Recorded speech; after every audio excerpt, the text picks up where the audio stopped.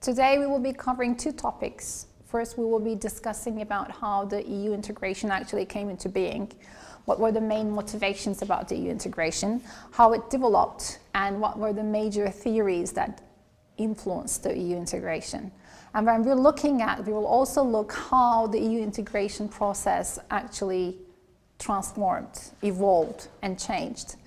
And we will also look at the enlargement process of the European Union, how it enlarged, and while it's enlarging, how it actually widened and deepened at the same time, simultaneously. We will look at the crisis that happened to the EU, and we will bring it all the way up to the Constitutional Treaty and the Lisbon Treaty, and we will be ending with 2014. So we will be covering a quite long period of time today. Let's start with our major motivation that last week we've done as well. This is the timeline, and we will be starting in 1945, the end of the World War II. The end of the World War II, we see Europe that's been devastated. We also see a Europe that is really willing to have peace for the future and looking for possibilities how to be able to create peace and maintain peace. So not only to be able to achieve peace, but at the same time to be able to maintain that peace. Peace, security, and prosperity. Those are the elements that they're looking for in 1945. It's been usually regarded as year zero because everything basically started from scratch. This is also the time which is the start of the Cold War. And we see a bipolar world order already emerging. We have USA and USSR. In this bipolar world order, we see the US was trying to be this superpower and trying to impose its own ideology, and we see the ideological divide in the world. With the end of the Second World War, the nationalism which has affected Europe and the European nation states in different parts of Europe has become an issue that most states try to avoid. Nationalism, the rise of nationalism and the rise of authoritarianism has been regarded as a process that's going simultaneously together. So that's why we see on the expanding of the Soviet influence on the Eastern Europe and the rise of more left-wing governments and the left-wing parties getting into power in the Eastern Europe. This actually raised the attention of the USA. So they come up with different plans and programs. We discussed that in the economic sphere, we see the Marshall Plan. It was an economic recovery plan of the US. Marshall was the state secretary of US at that time, and he proposed this plan in order to support the economic recovery of Europe. And at the same time, in the security sense, in the military sense, we see the Truman Doctrine.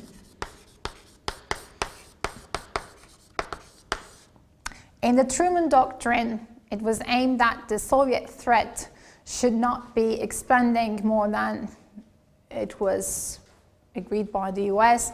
So countries such as Greece, which was in the zone of possible Soviet influence, would be protected by the US military support. The military support in terms it can be military aid, so that was the security side of things. We also see the rise of American understanding of interdependence. The interdependence was aimed so that as more states become more interdependent, it will be more difficult and more costly to get into a war.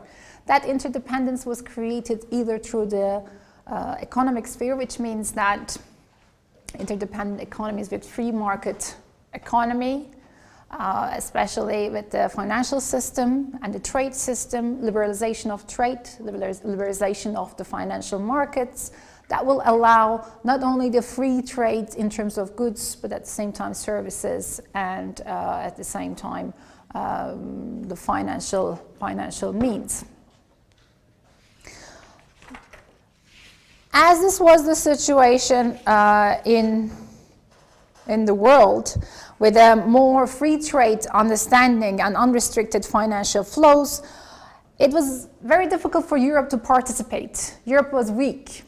So in order to support Europe to be able to participate, it was also for the American interest that Europe, as quickly as possible, become self-sufficient. So Marshall Aid was not necessarily a big amount of financial support for Europe, but symbolically it helped the European countries to start moving. This is a period when we go to pre-war period as well, let's say 1999, and in between wars, 1930s. After the First World War, around 1930s, the ideas about how to avoid the war was also valid. And this is a time when we see federalism.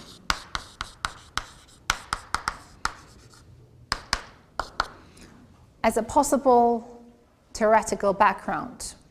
If we go towards a more federal kind of Europe, we may be able to avoid future wars. I mentioned Churchill in the previous lecture, that Churchill, as the Prime Minister of UK, was proposing in his speech in Zurich, in the Zurich University, he was proposing a United States of Europe, that something like a United States of Europe. The possible United States of Europe could be the solution for avoiding other types of war. This was an idea not only developed by Churchill, but there were also supporters from Italy, from Belgium, from France as well, that the federal European system could actually create the peace and prosperity that Europe was looking for. That was the one extreme. On the other extreme, people were suggesting more loose types of integration efforts. But this is the time where people are trying to come up with ideas. As we all know, this doesn't necessarily work, and the Second World War broke. And after 1945, we see other ideas coming into being. Scholars, academics are brainstorming, and they're proposing their own ideas. In this period, we see the rise of functionalism.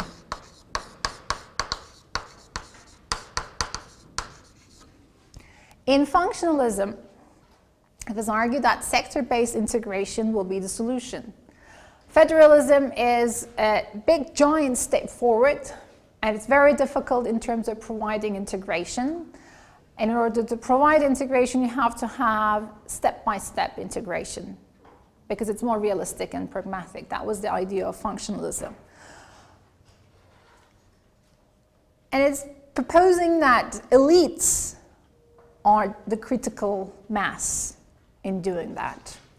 In the federalist understanding, it's more of a mass movement. So the European people would be supporting that kind of an idea. But it was not necessarily possible after the Second World War. So according to functionalism, it should be sector-based. And at the same time, it's an elite-driven project.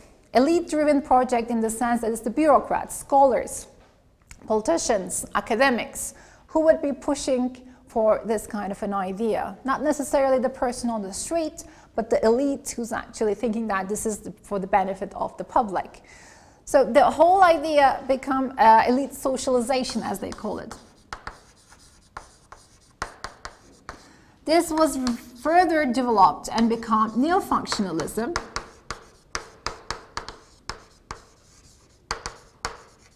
And neo-functionalism became an important theoretical background for the whole European integration process, and it also supported the European integration process and gave the ideas about the European economic community.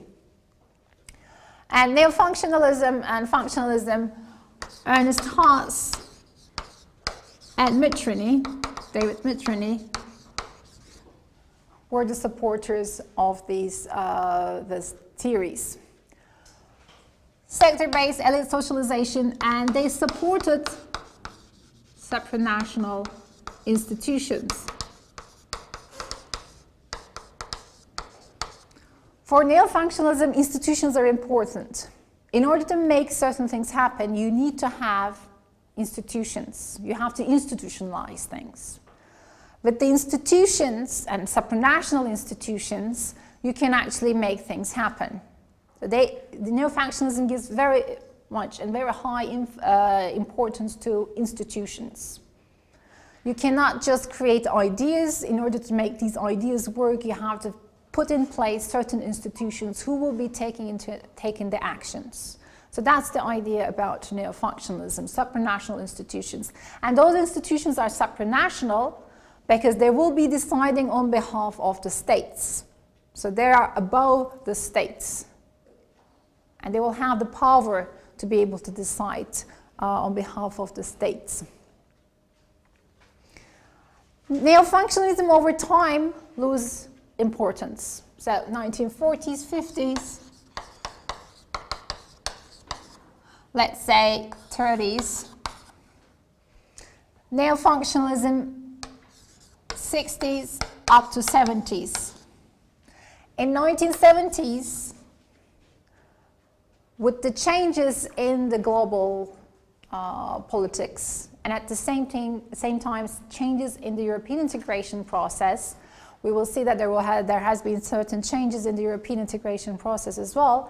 It's been realized that states are still important. It's not only the institutions and the supranational settings, but at the same time, states are still important in terms of decision-making process.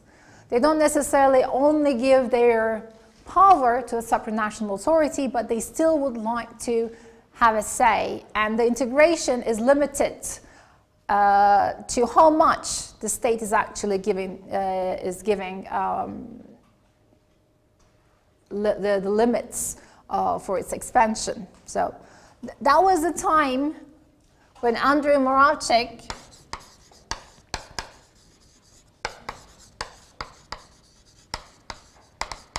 came up with the idea,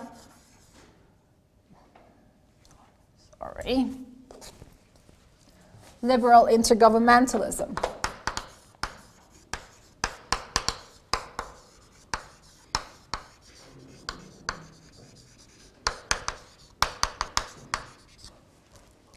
Any ideas what illiberal intergovernmentalism talks about? Have you ever heard about Andrew Moravcsik, at least? What was he arguing?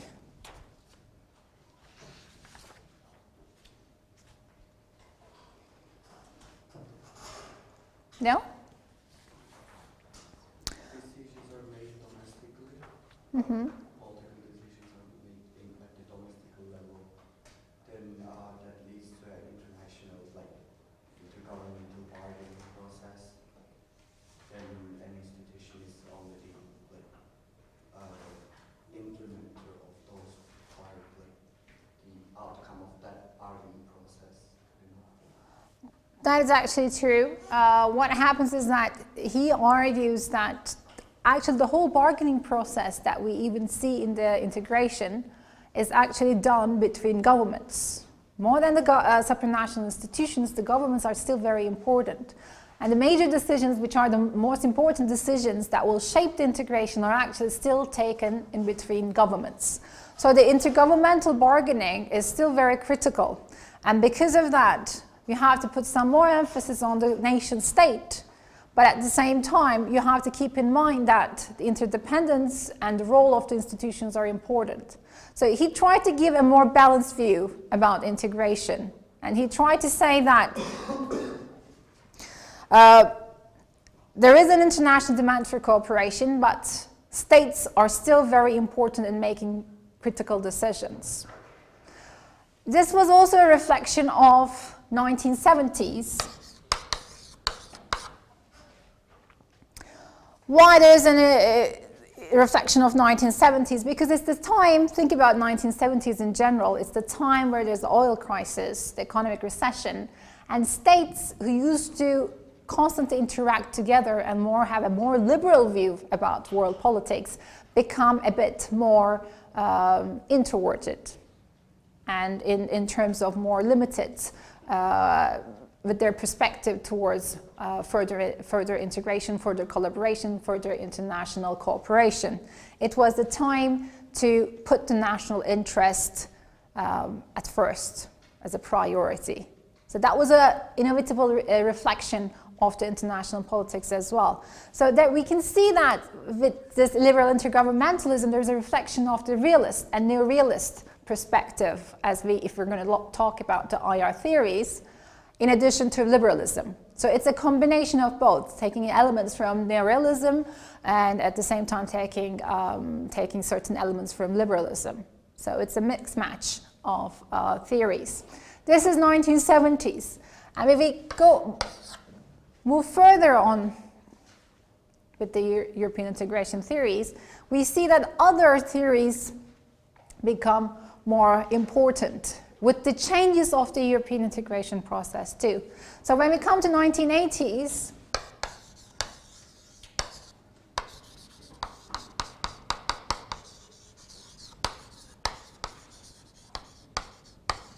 with the changes in the European integration, the multi-level governance approach became more popular in the sense that it was able to explain the developments in the European integration better. It argues that the whole integration process actually happens in a multi-level process. It happens at the state level, it happens at the supranational level, but at the same time it also happens at the sub-state level and maybe in the international level. So it's a complex web of relationships that we can talk about in the European integration process. There are international actors like international organizations or multinational corporations or NGOs, civil society organizations that can be international, can influence the decision-making process. At the same time, certain decisions are taken at the supranational level which are influenced by the states, but at the same time that can be influenced by sub-state actors as well, at the regional politics level, for example. We recently had the referendum, Scottish referendum, for example. In certain states within the EU itself, there are some federal states, there are different political systems that are involved, that the regional actors or the local actors can be also very active, and they can actually influence the decision-making process at the EU level. So it's a very complex web of relationships, and actors are not only, we can no longer differentiate between the actors as state and supra-state, but there are more actors than that. So that's the argument of the 1980s with the multi-level governance approach, bringing the EU into 1990s and 2000s. With the 1990s and 2000s, we see that as the development at the same time happening with the IR theory as well, which we cannot necessarily separate social science disciplines from each other, very clear-cut in a way.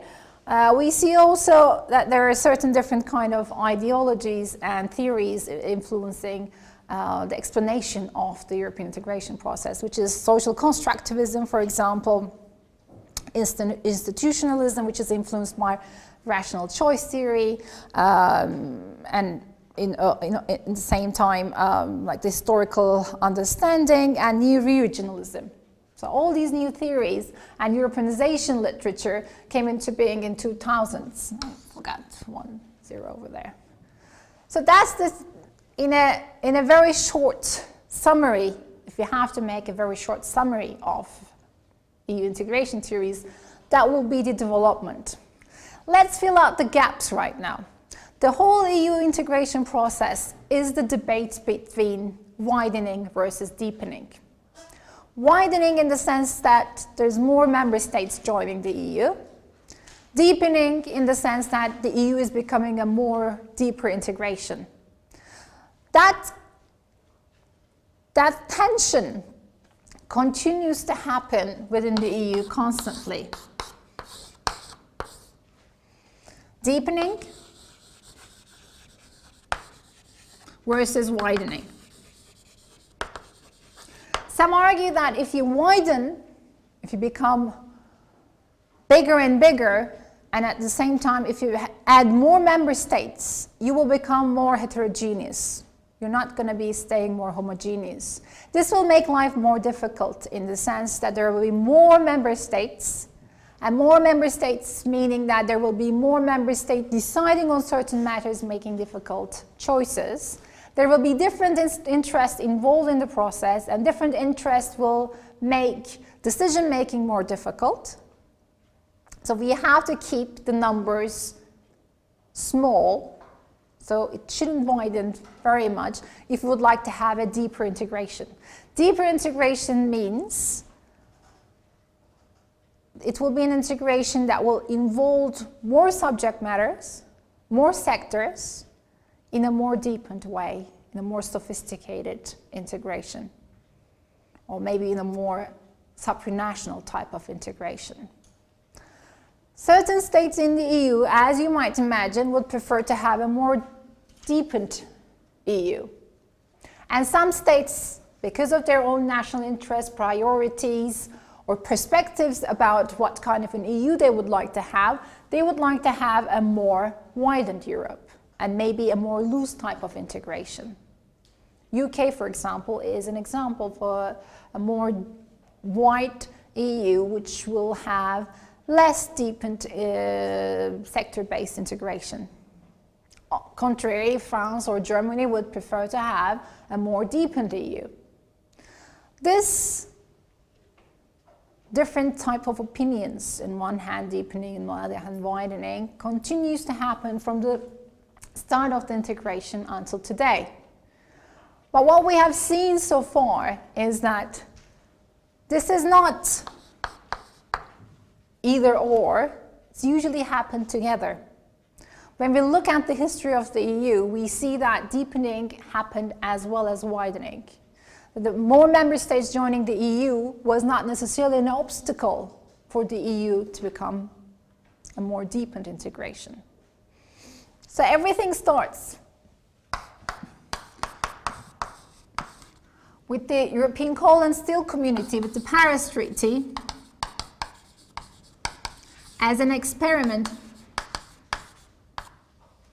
1952. Jean Monnet, as the founding father, was the head of the high authority of the first supranational institution that came into being.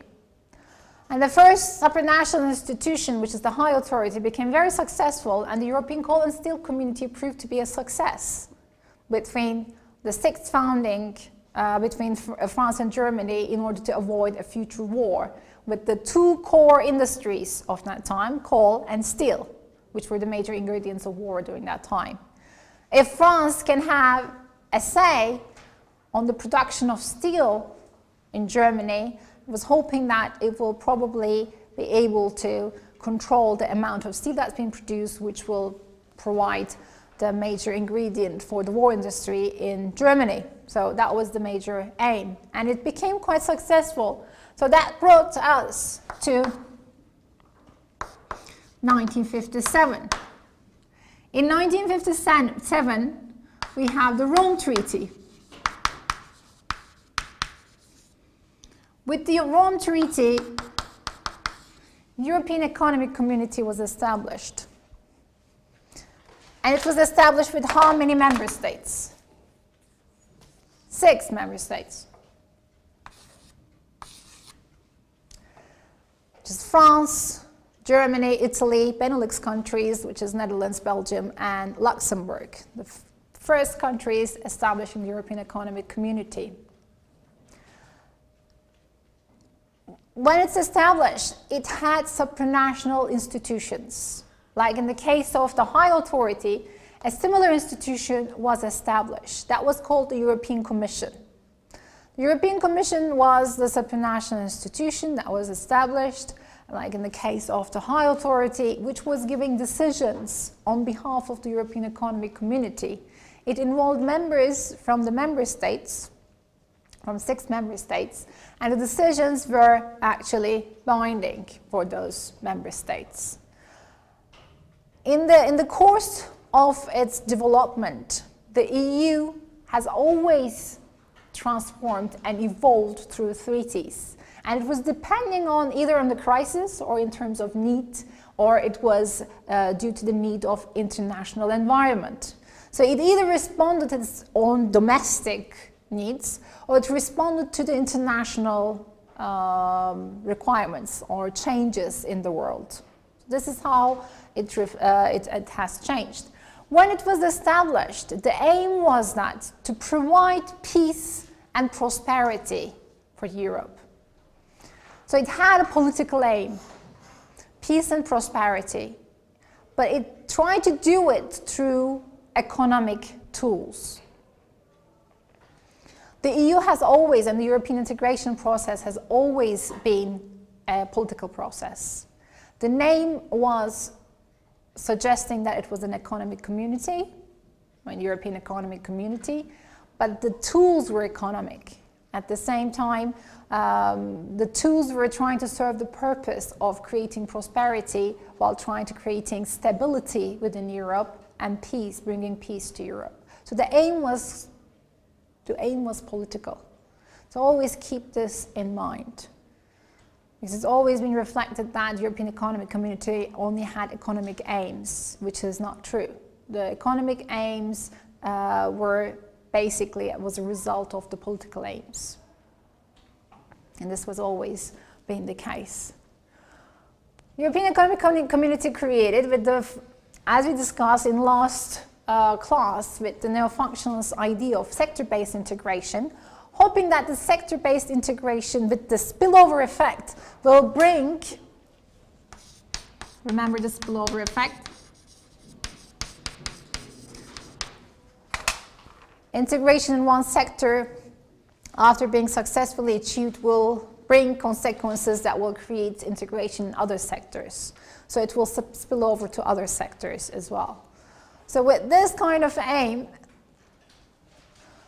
a sector-based integration based on a more low politics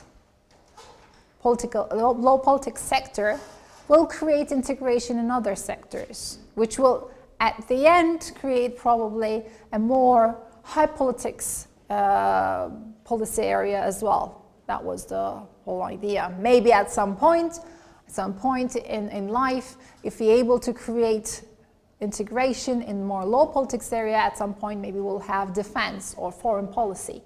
But the original aim was to establish an internal market, a common market for the member states.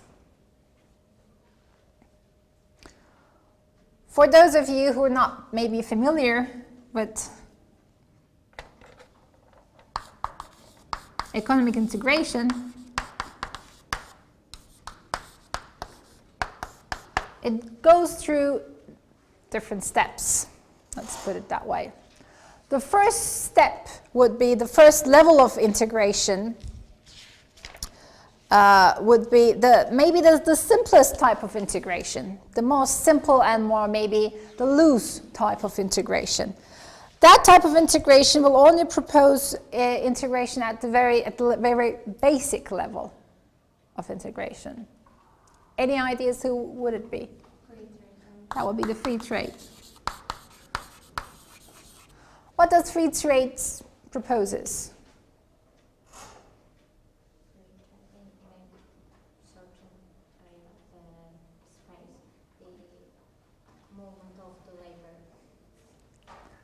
Okay.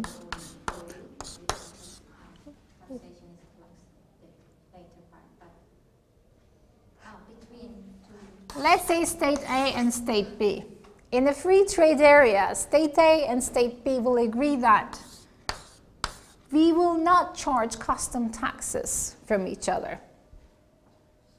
Trade A and state B. But they're happy to charge whatever they want, let's say, from state C. So the custom charges will become 0%.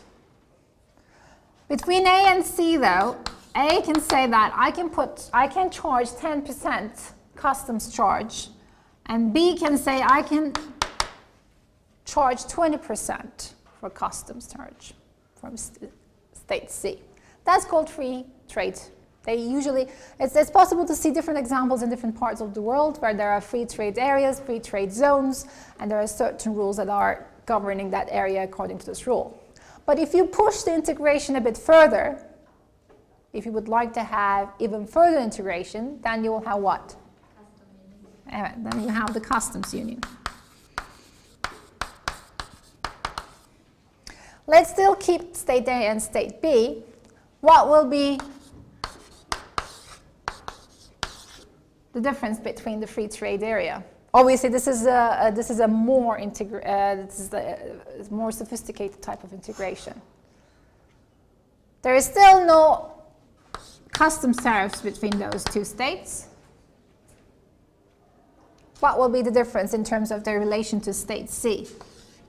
There will be a state tax They will agree that in terms of state C, they will agree on a certain level of tax. For the third countries who are not part of the customs union, they will agree upon a certain level of tax, let's say 10%.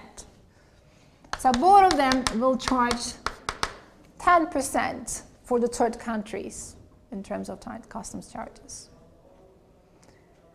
If they would like to move a bit further in terms of their economic integration, what would they do?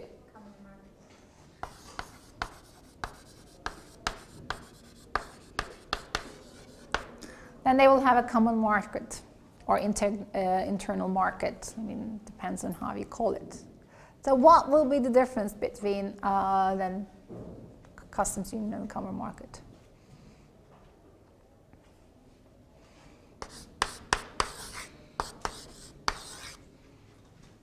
Obviously, there is no custom tariffs or custom taxes between A and B. Plus, they will have a common external tariff, as we call it. There will be a common external tariff for countries that are outside the customs union. But don't mix the taxation yet. Taxation is something that is very sensitive for the states. Even in the most advanced forms of integration, taxation still will stay at a nation-state realm. They would never want to have another authority intervene with their taxation.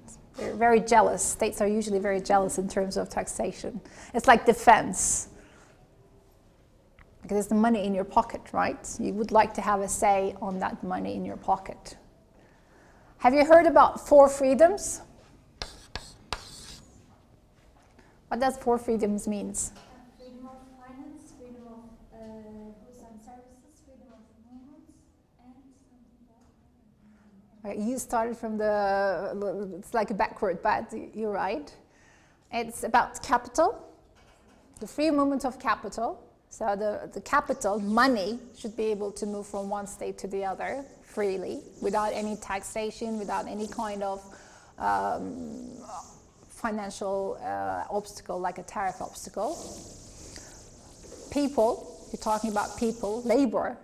So people who are working are able to move from one state to the other freely. So freedom of labor. Freedom of goods and services. Goods and services, they're separate. Okay. Free movement of goods, anything that you can sell basically, but at the same time services. Can you give me an example of a service that can move from one state to the other?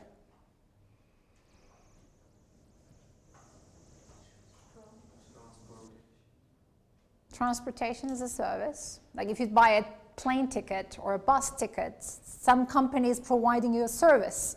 You don't necessarily buy a good. It's not like a TV or a phone. Insurance.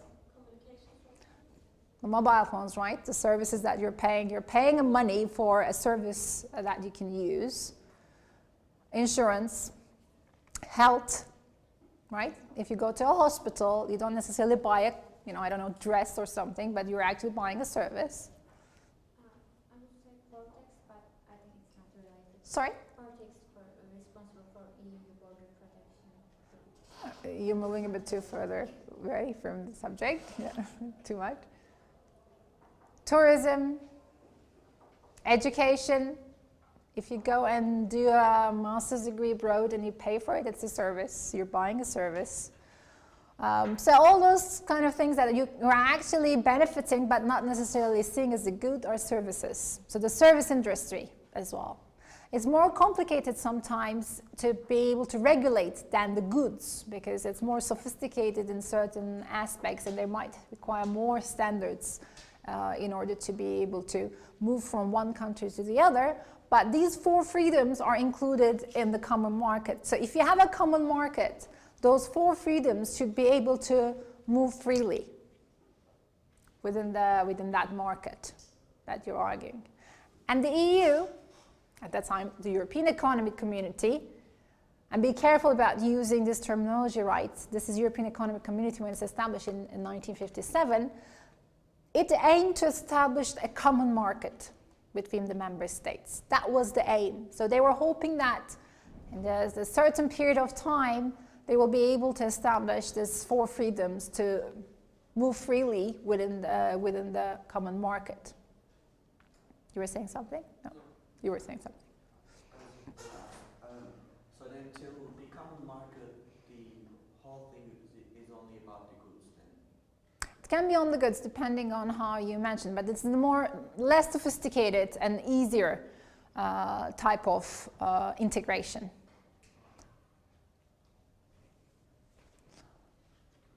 And we're talking about number 4. So what could be the number 4?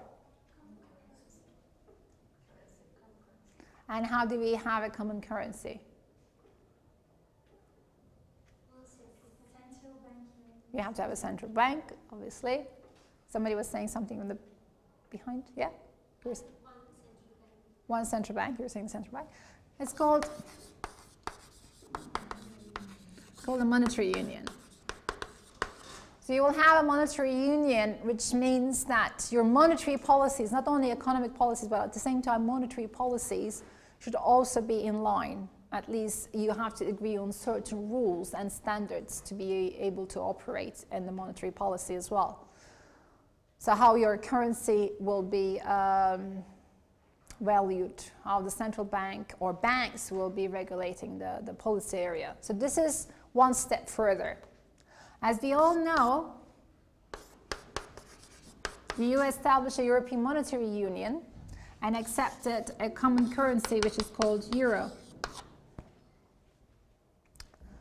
Not every member state is part of the Eurozone, as you all know. Some member states decided to opt out. They're more sensitive in terms of their monetary policies, and they would like to still have a say in their monetary policies. So certain member states in the beginning opted out, and certain member states were not able to participate because they didn't necessarily have the certain standards or the certain criteria that they have to follow. So they didn't fit in that criteria, so that's why they were not part of it. So they opted out. So these are the levels of economic integration, basically. And the aim was common market in 1957, to establish a common market. And in 1992, as we will see, the EU was able to have a European Monetary Union, and it took quite a long time for the EU to be able to establish a common market. It was in Single European Act in 1986 that they were able to establish a European common market, so internal market. So it took 30 years, basically. It was not easy. It took 30 years to have the common market, for them to have. It just tells you how complicated and difficult it can be. In 1957, with the ideas of supranationalism and hoping that it's going to be such a good, project, the whole European integration process started. When we hit 1962, we had the empty chair crisis. It was a crisis where the decisions were taken unanimously, like everybody has to say yes at the council meeting. Nobody can say no. If one country says no, then it would be a veto and the decision would not be accepted. And that was the case in 1962 at a council meeting that France decided to leave the meeting because they didn't necessarily agree on the subject matter. France thought that this is against its national interest and left the meeting. Obviously, the minister was given advice by Charles de Gaulle at that time to leave the meeting. That he didn't decide on his behalf. He decided according to the certain instructions he got, which created a problem. Why? At the council, they couldn't decide. That's why it's called the empty chair crisis, because one chair was empty, so when France was missing, they couldn't agree on. The result was a Luxembourg Compromise, as it's been called in 1962. The Luxembourg Compromise said that if a decision that is related to national security, national interest of a country, then that country can opt out, and that decision has to be taken unanimously. And other decisions which are not that critical can be taken by simple majority, depending on the subject, or the qualified majority, as it's been said. So that was a compromise. That's why I called the Luxembourg Compromise. Why it is important and why we are mentioning this is because it just shows that national interest was still important in the 1960s. So all these ideas about federalism, neo-functionalism, bringing peace and prosperity through supranational decision-making, it still shows that even in the beginning, like just the beginning of the integration process, national interest was still very, very important. So you have to keep this in mind. But still, the integration process has been very successful. And in 1970s, when we come to 1970s, we see a northern enlargement, as we call it. So the EU, the European Economic Community, enlarged towards the north. Get 3 more members, becoming 9 member states. Who were the new members? UK, Ireland, and Denmark. UK applied twice to become a member and has been rejected twice. Now, how come in 1970s that it was accepted? What happened in 1970s? That's one aspect. There was no longer Charles de Gaulle, so the French veto in that sense was removed. Because of the economic crisis,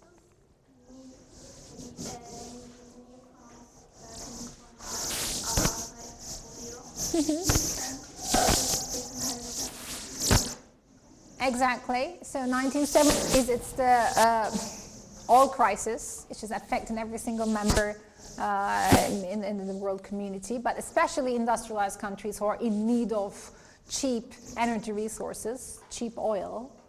Their economy was basically based on oil. So the economic recession and the oil crisis necessitated that the 6 member states of the European Economic Community needed stronger member states with stronger economies. And UK was one of them.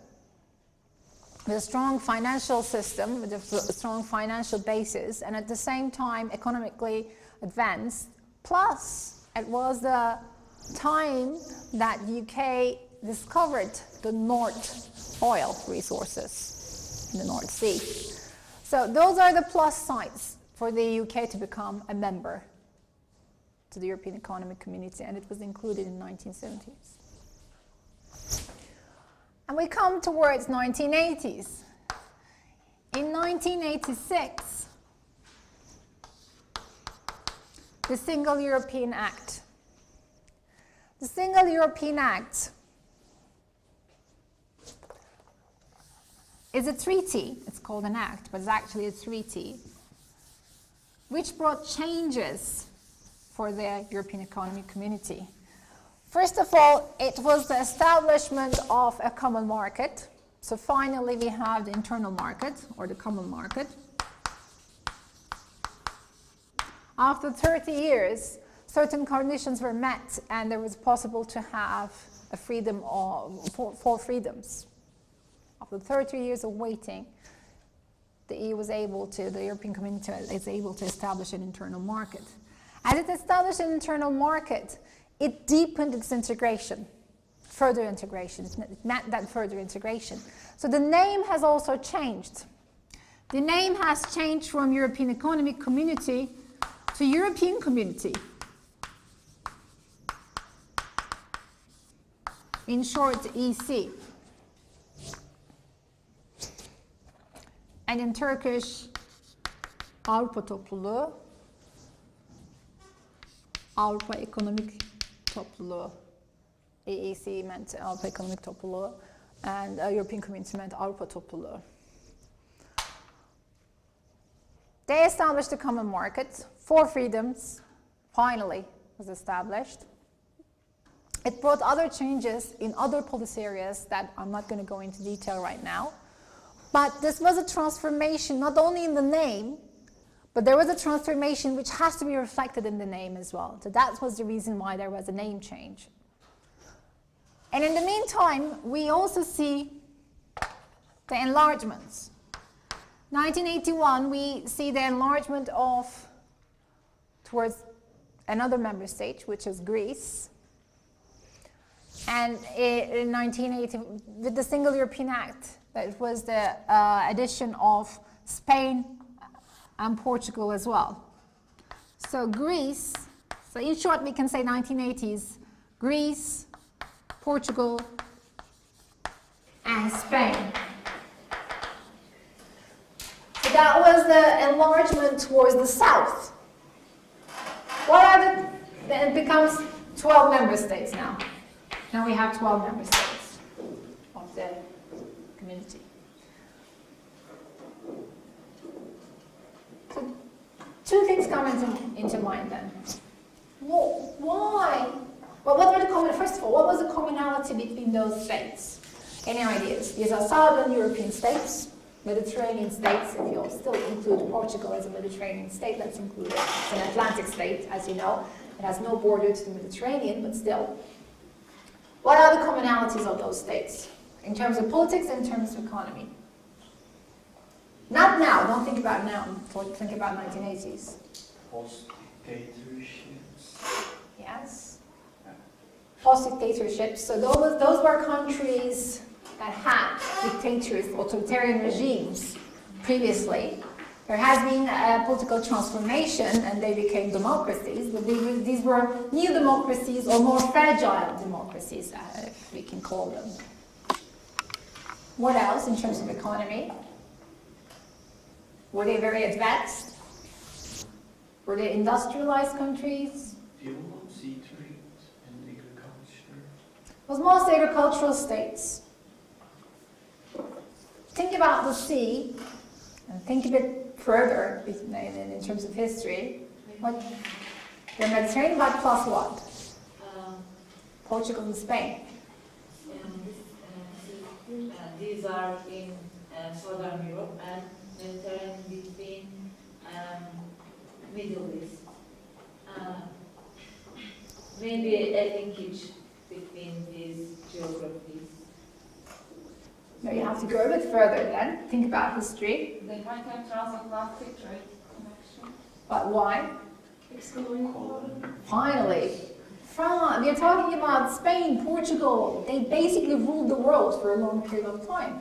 These are imperial in that sense states. They have colonies. The entire Latin America. Think about it. These are trader nations. Portugal is such a small country in terms of geographical size, but it ruled Brazil, ruled India, Goa, for example. They had ex-colonies. They ruled Angola. So they have links outside Europe, right? Same thing with Spain. Think about Spain, think about Latin America and South America. And the links were still strong in 1980s. They still have very strong links with their ex-colonies. They're no longer colonies, but they have still very close links with ex-colonies. So, not necessarily economically advanced, but they have very strong ex-colonial links. And They're agricultural countries, there are previous dictatorships, they have fragile democracies.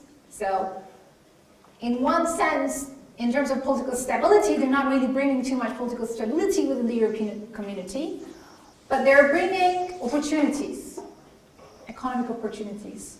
Why the European economic community in 1980s were concerned about economic possibilities or opportunities? What is happening in the world? Think big, think global.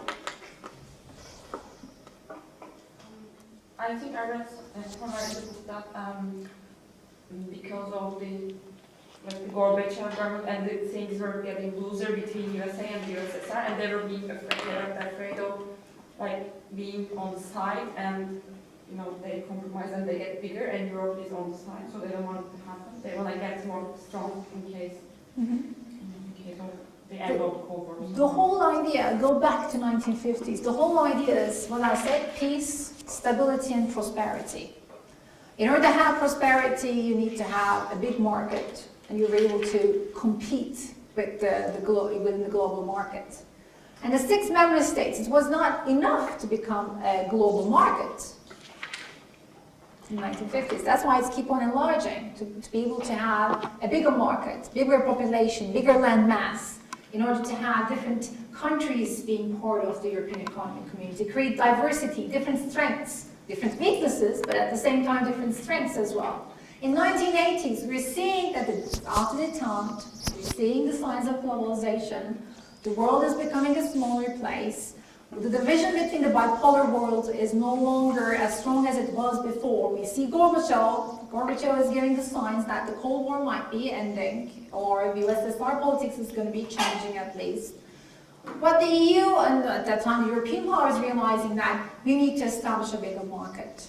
We no longer become a big market if we only limit ourselves within the member states we have. So that's why the additional Portugal and Spain, they're hoping that the links between these colonial powers will bring a bigger market in terms of trade, in terms of not only selling but buying as well. It's a two-way process. And think about it, we talked about the common market, we talked about the customs union. In customs union, think about the third countries that we make sign agreements. If you have a preferential trade agreement with a third country, like in the case of, for example, Portugal or Spain having a preferential trade agreement with their ex-colonies, if they become part of the EU, or at that time European community, then those preferential trade agreements will become part of the whole network, of the whole common market. So they're bringing these states, which will make the market stronger and more competitive. It's all about competitiveness, effectiveness, and so that's all about pragmatism in that sense. When you look at the political side of things, why are they bringing all these weaker democracies into the process? It was thought that if you don't let these states in the EU, if you left them outside the European community, then they will become weaker. And they might go back to authoritarianism again. And it will create a security problem within the immediate neighborhood of the European community. Portugal, Spain, and Greece. All the southern neighbors that can go back to authoritarian regimes, that can create instability, that can create that security problem. So they thought it's better that they're in and we keep them under control and we will promote their democracy, which can also, we can add some economic benefits and values, and we can support their economic development as well. It's better that they're in than out. Let's keep them in. So that was the political and economic motivation behind it. So that's why Spain, Greece, and Portugal joined, and they become 12 member states. We move on, 1990s. 1989, end of the Cold War, the world is changing, we have a new world right now, and obviously the EU has to respond. The European community says, well, this is the end of the Cold War, this is a new world, and we have to act accordingly. And we see a new enlargement coming.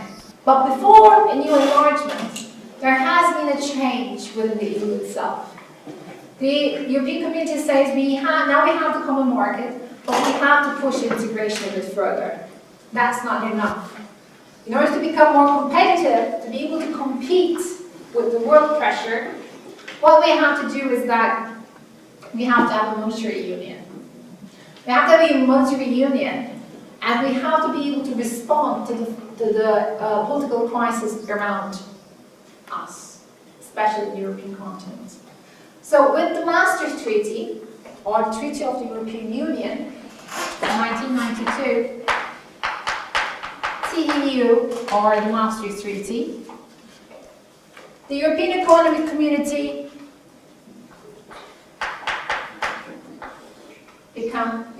became EU, European Union. Again, the reason of a change of name is because it's a reflection of the transformation or the evolution that the European community experienced. It's a reflection of what really happened, is really happening. So it became the EU in Turkish,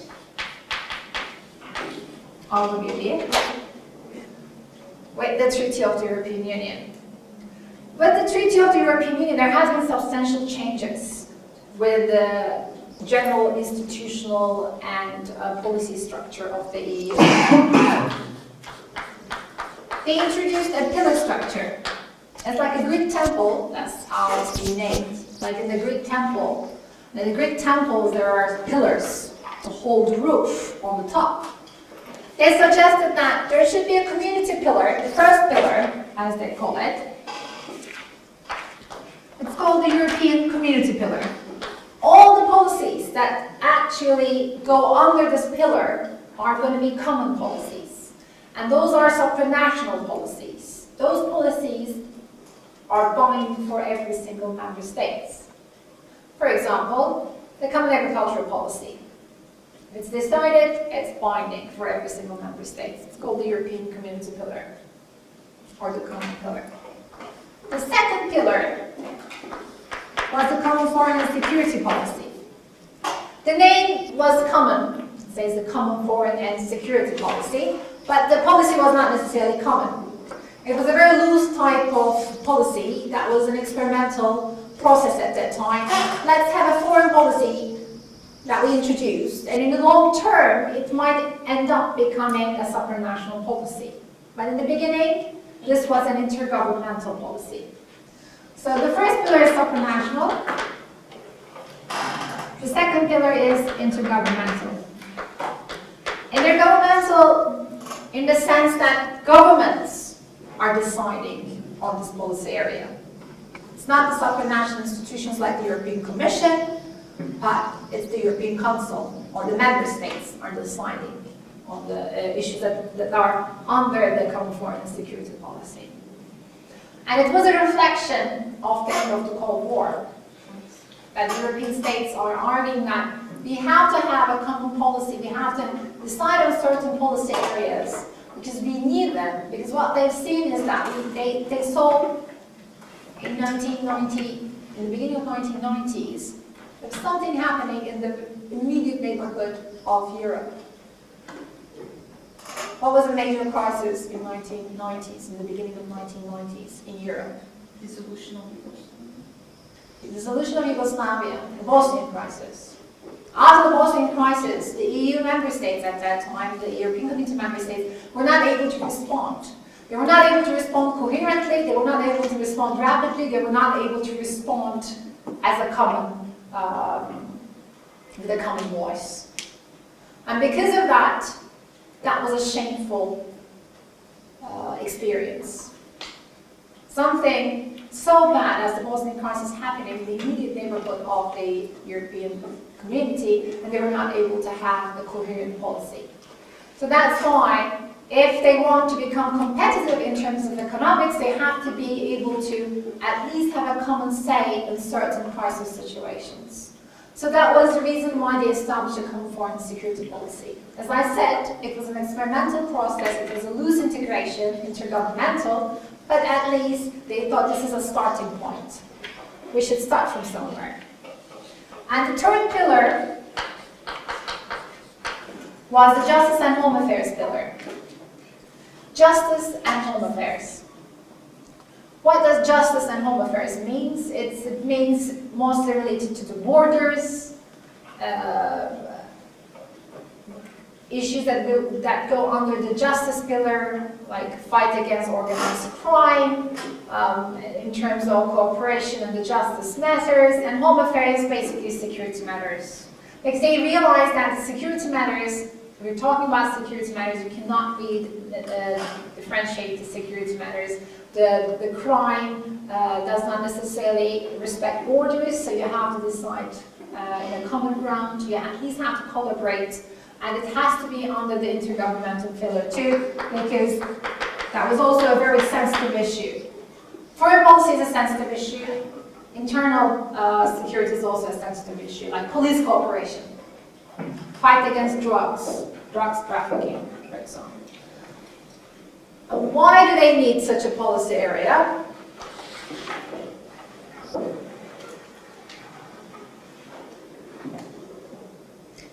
We established the internal market. People are running freely, not running freely, but people are actually moving freely.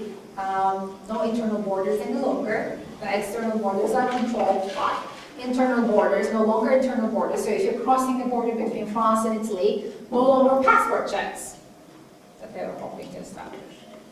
If you're going to do that, you have to have a police cooperation, because it means that criminal or justice matters needs to be cooperated.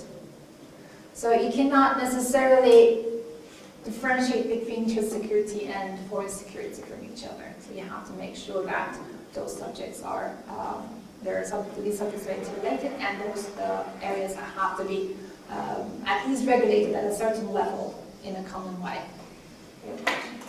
Can we say that the establishment of the European Court of Justice is under this pillar? This it's established much earlier. But can we consider it's a Justice and Home Affairs subject? European Court of Justice was established in the very beginning, because the necessity of to be able to regulate the whole the European economic community. Justice and Home Affairs is police cooperation, basically. The court was earlier, much earlier. I haven't gone into the institutions yet, but it was much earlier.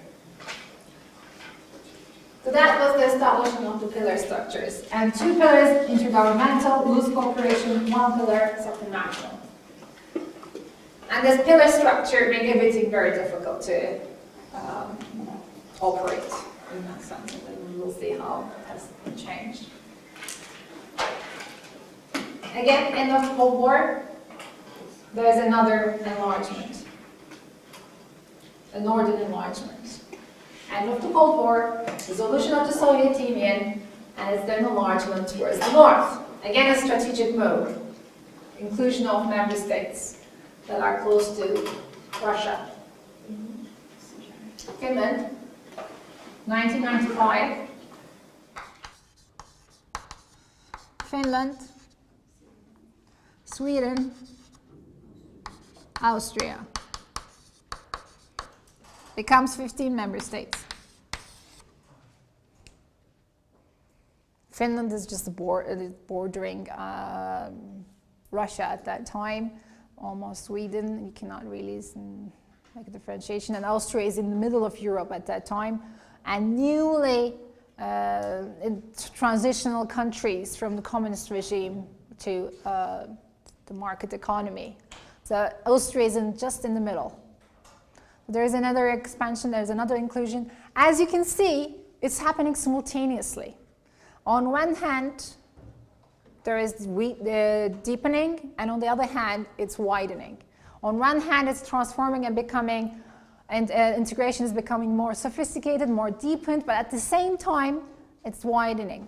It's becoming more and more member states. It's on the south, it's on the north, it's in the middle, so the member states are increasing as well. But the Treaty of the European Union didn't necessarily solve all the problems, or in the sense, all the needs of the European Union. So that's why immediately in 1997, Treaty of Amsterdam. The Amsterdam Treaty tried to bring some changes in the treaty structure and trying to simplify certain issues and how things function. I'm not going to go into details, but this was aiming that the Treaty of the European Union will become more effective, more efficient in that sense. And with the increased number of member states, it was also bringing certain reforms on certain policy areas, decision-making processes, as introduction of different issues. And we move on, and the newly independent, the transitional state, the Central and Eastern European states, are interested in applying for membership. So the Eastern Enlargement, or in other words, it's called the Big Bang Expansion Enlargement. So these states become candidate countries. Certain agreements were signed with these states, they're called the European agreements, try to facilitate the transition process in those member states, try to make things quickly happen and transition to quickly happen so that they can transform from the communist regime to the market economy very quickly, effectively, at the same time transition of the authoritarian regimes to the democracies, the democratic systems, establishment of the democratic institutions, and the function of the democratic institutions more effectively and efficiently. This was aimed. That's why a new change in the treaty structure was necessary. In 2000, we see the Nice Treaty. This treaty was aiming to simplify certain issues that were already being too complicated with the changes in the Treaty of the European Union and the Amsterdam Treaty, also try to prepare the European Union to the Big Bang expansion. So with the decision-making procedures and this and that and changes in the EU institutions, it was hoping that in 2004, before the Big Bang expansion actually happens, the Big Bang enlargement actually happens, these changes will be in place. So that was the aim of the Nice Treaty. This treaty didn't necessarily solve those problems and the issues, as we all know, because another treaty came into place later on. Not at least the process came into being later on. It was in 2000, and we come to 2004.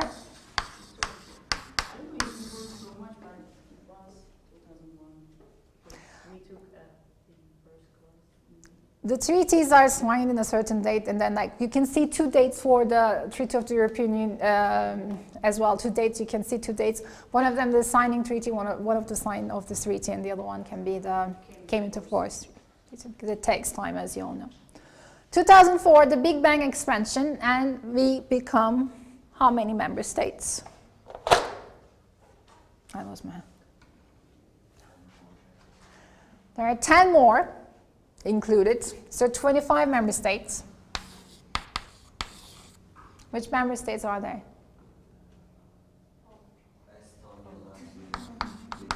Estonia, Lithuania, Lithuania, Czech Republic, Poland, Slovenia, Slovakia, Malta, Cyprus, Hungary. How many? 10.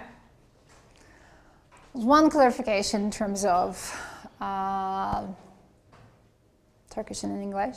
Lithuania in Turkish is what? Lithuania.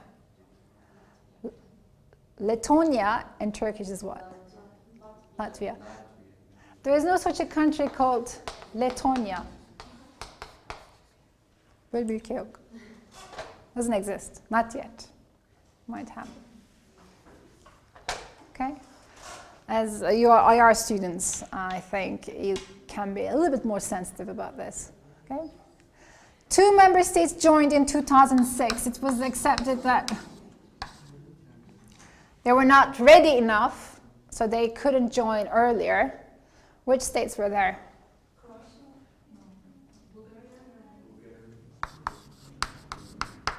Bulgaria and Romania. Took 2 more years for them to join. There's one thing that you have to keep in mind. Cyprus and Malta were not necessarily ex-communist states. They were not ex-communist states, but there are 2 things that are common about them. There are island states, and what is the second thing that you can keep in mind?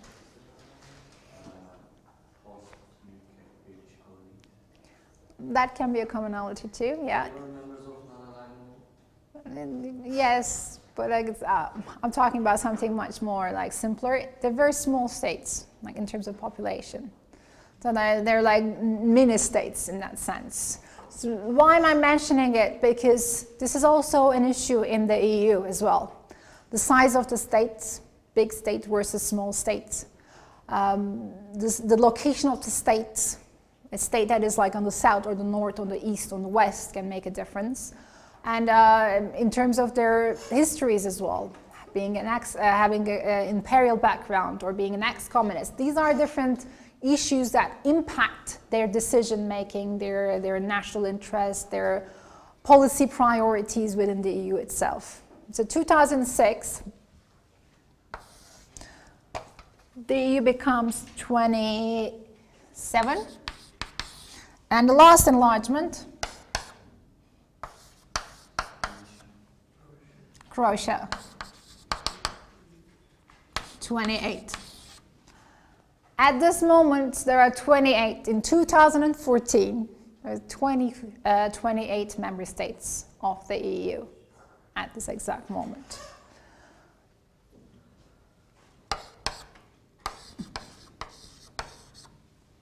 And in 2009, something critical also happened in terms of the transformation. Lisbon Treaty.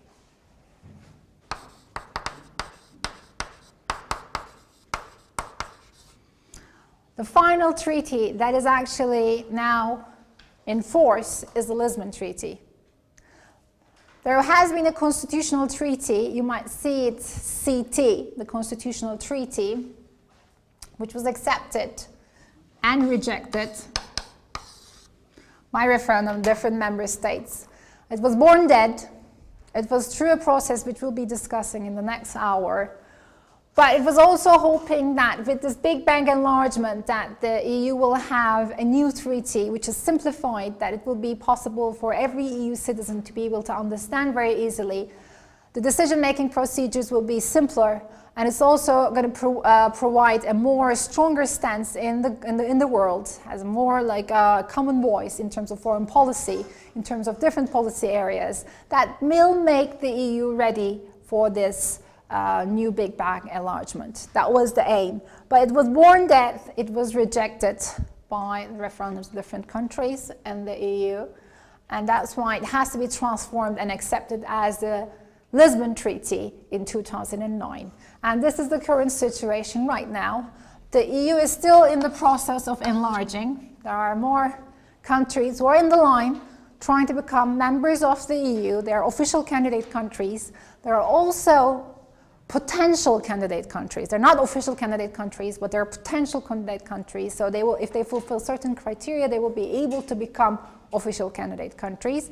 Turkey is one of those official candidate countries for a long period of time. It's the most, in that sense, persistent candidate country that the EU ever had in its history. And if you look at this big chart of the timeline that I presented, you will see that the numbers of the member states increased, while at the same time the EU was evolving and transforming and changing constantly. And it's responded to the needs, the domestic needs, but at the same time international needs as well. So it was also reflecting towards the changes that is happening in the world. So the global financial crisis that hit in 2008 is not the first crisis that the EU experienced, and it's probably not going to be the last crisis the EU will be experiencing. It's nothing unique in the history of the EU. Different types of crises happened. I mean, we made a very, very short summary of what actually really happened. We didn't go into too many details. But what you have to keep in mind in this whole time chart is deepening versus widening continuously happen together. As the number of the member states increase, the EU become more heterogeneous.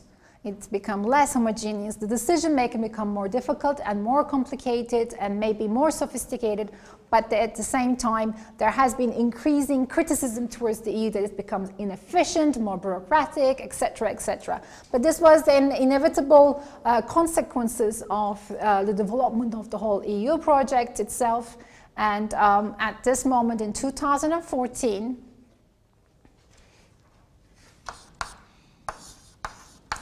with 28 member states with a common currency, hoping to establish a